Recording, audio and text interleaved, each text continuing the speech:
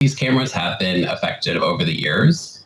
I don't think we expected them to solve the issue overnight. It does take time to change behavior.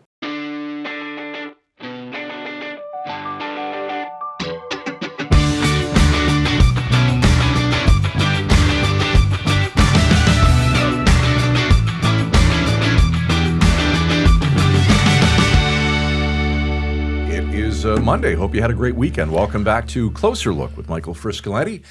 I'm Scott Sexsmith. Derek Turner producing this evening's program. I'm a little melancholy today. Why? Golf season ended over the weekend. Yeah, played my last round yesterday. We were just talking about the Jays. You were super excited. You should be. Well, I'm excited about that. Melancholy about golf. Yes. Really excited about the baseball. So it's closed. The course is shut down. That's it. So you should live in Southern Ontario. They'll be open for another 6-8 weeks. I hear stories of that, like down Windsor, Toronto. Yeah. They don't close. I know, it's crazy. They close maybe at Christmas and reopen in February. Oh, I'd love that. Well, my wife would love that too. Yeah. I'm telling you. You're in the wrong city, buddy. I am. But hey, how about them Jays? That was quite a game last night. Quite a game. I'm afraid to do anything different. Mm-hmm. I mean, I changed my clothes, like everything. I do not want to be responsible for jinxing this. If you love baseball, you got to love this series. It's been a great series. It's been a great. These are two good baseball teams in different ways. And whether you love or hate the Jays are just a good team. They're a good team, man. And you are a hater, not a lover. I'm not a huge Jays fan, no. but as a huge baseball fan, I totally respect what they're doing. You're almost afraid of every batter that's coming up. All nine are doing damage, and they just keep. Buck Martinez keeps saying, he keeps using that line. This is the Jays all season long. We could do a drinking game with how many times Buck says that in a broadcast. God, we'd be drunk by the second inning. But it's, I think a lot of people at the ballpark are drunk. Watching these games. There was quite a party there. And can you imagine the party tonight, Game 7? I can't imagine. I cannot imagine what that city is like. Yeah, right now. And Guerrero, even seeing Guerrero be interviewed in the on the ballpark speakers last night, talking about he was born for this. Yeah. I mean, it's all cliche, but we talk about sports. All three of us love sports. How many times does the star player disappear in the biggest moments in whatever sport we're watching? And Vladdy has done the opposite. He's running to get to the plate. He can't wait. And he's going to do some kind of damage. Just chomping at the bit. He did it again last. He hit a curveball out of there. It was it was wild. It was wild. All right, and it's great too that there's national unity in this. It's like the entire country now has rallied behind this. It's fascinating too because there's two Canadians. There's minus a couple. There's two Canadians on Seattle, right? Naylor and Brash, the pitcher. Right. Yeah. So Naylor's from the Mississauga, so he's next door to the Rogers Centre, right? And he's had a little cheering section there. And, I think the Globe did a profile of him the other day talking to his old coach. He was on the national team for Canada. So, you talk about a guy with national pride, it's Naylor. No kidding. And now he's trying to do the exact opposite and crush everybody's dreams that are sitting in those stands. And then you've got Brash, a Kingston, Ontario pitcher. You can only imagine he must have cheered for the Blue Jays growing up as a kid, right? And now he's on the mound trying to end their season as well. There's a lot of great storylines to that story. So I don't think Game 7 will disappoint tonight. It will not. Any predictions?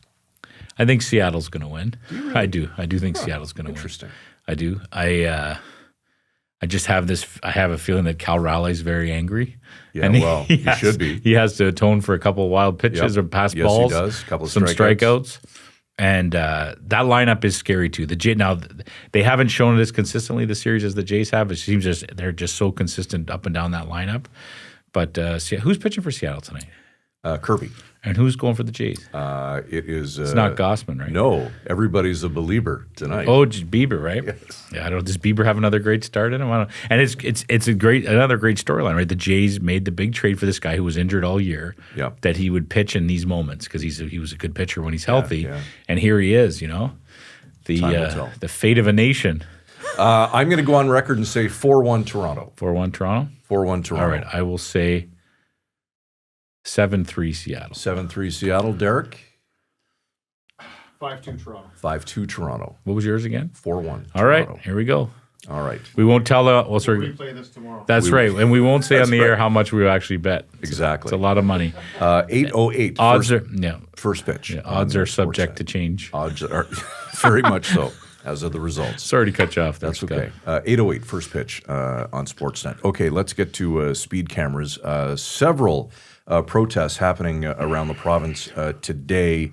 Let's see, Toronto, Vaughan, Midland, Kitchener-Waterloo, Ottawa. There was one this past weekend and on Saturday. People are up in arms about Ford pulling the pin. Yeah, this is an issue that just won't go away. We had a great discussion on our podcast a few weeks ago about it.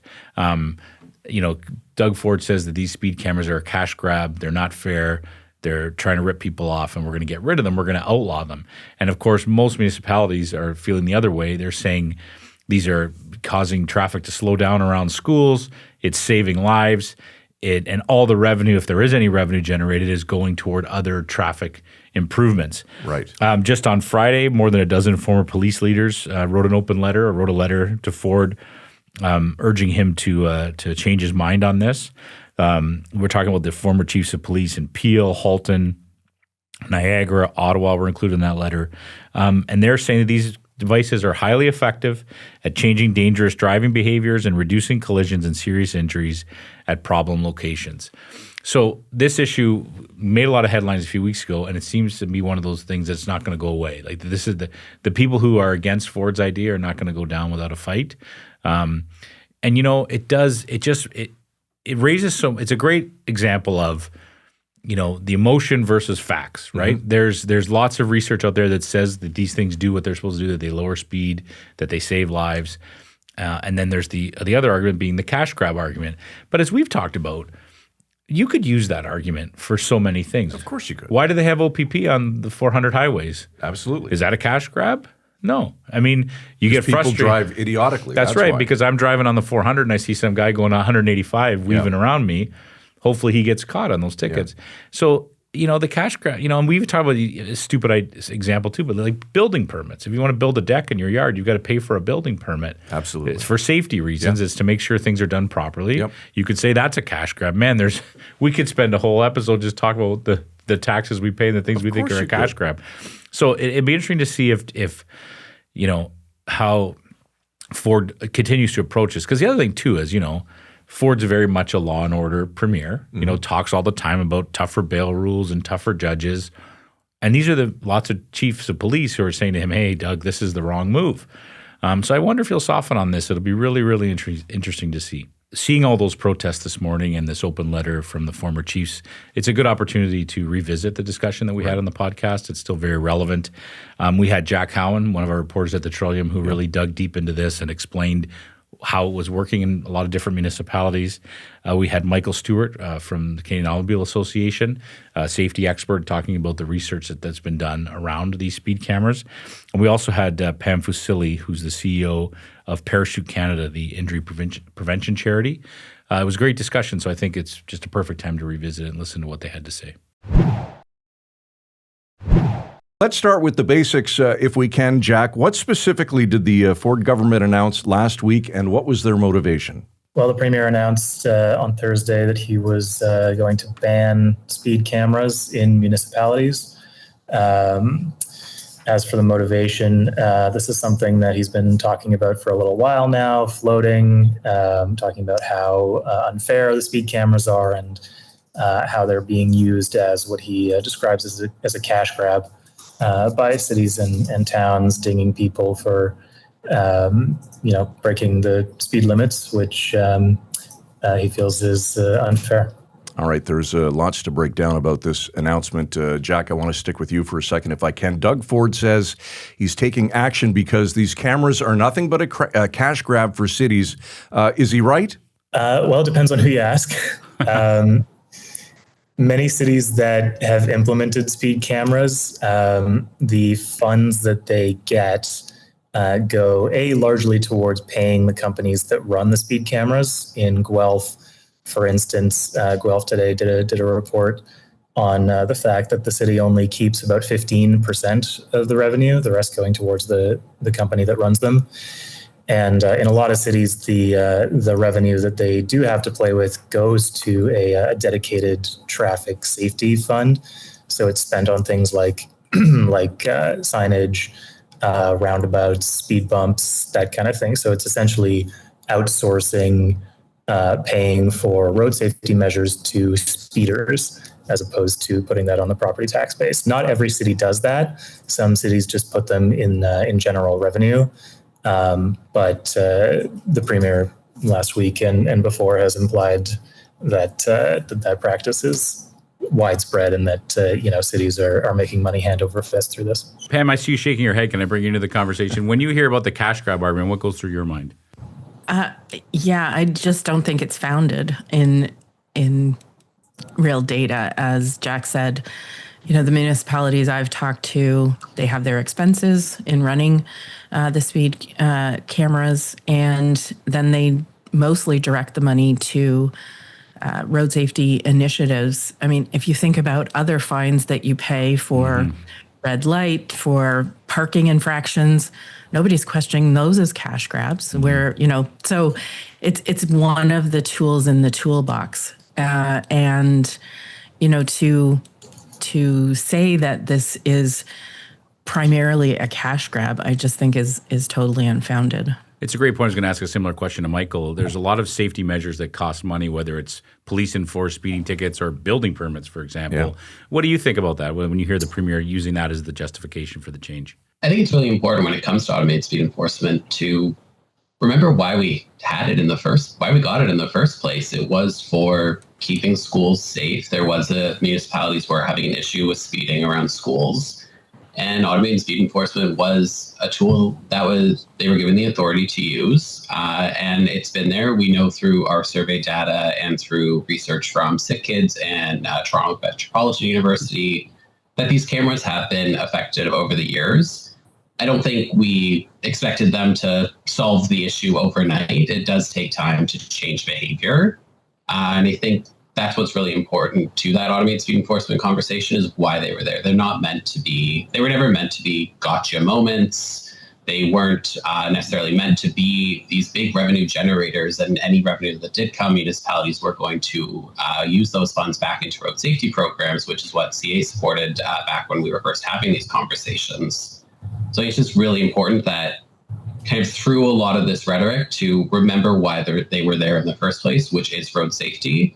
And if they are going to be removed in the future, what measures are going to be implemented to make sure that our roads remain safe? Pam, what do we know about whether these speed cameras are actually making an impact in terms of safety? Is there any evidence that speed cameras actually reduce crashes or injuries? They definitely reduce speed. There's no question about the evidence of their effectiveness. They've been effective in Ontario, in other Canadian provinces, and internationally. So I don't think that there's an issue with the effectiveness of what this implementation or intervention does.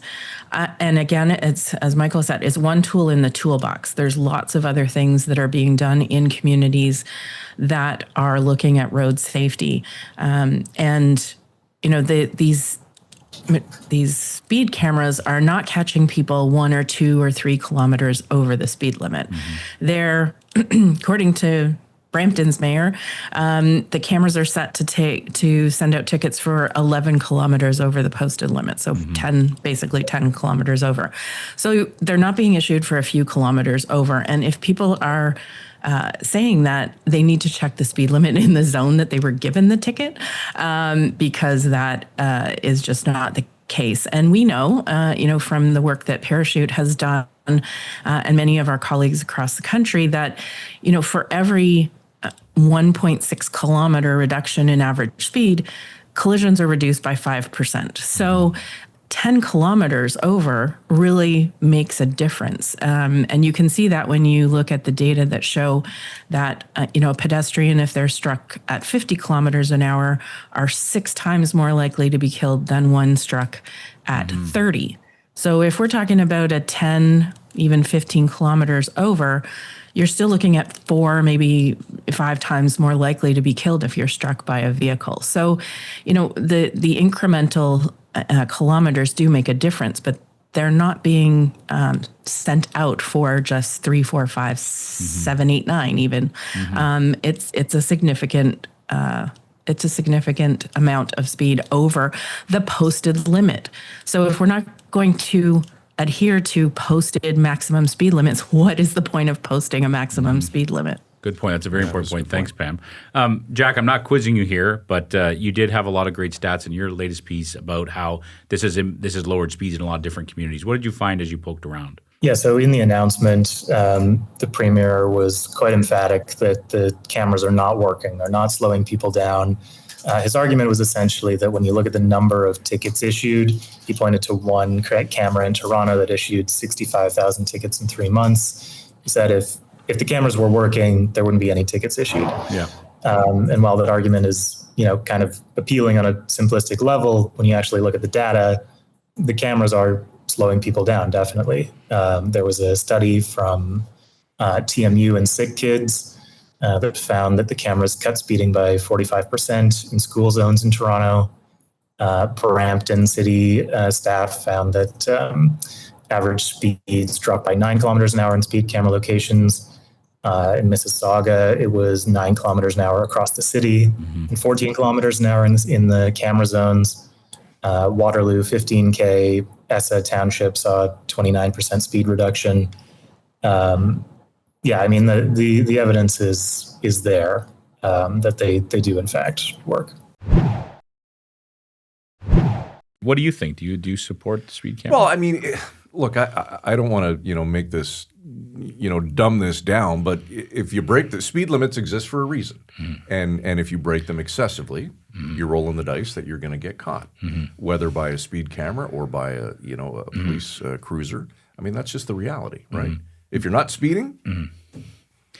Yeah, I get what you're saying. The thing for me that sticks out too is, we all have those moments where we're a little late for something and maybe go a little faster than we should. And we've probably all been given a speeding ticket on some highway somewhere. Absolutely. But there's something sacred about a school zone, right? We've all had kids. We've all had, especially when they're young and they're kindergarten kids and they're walking into school.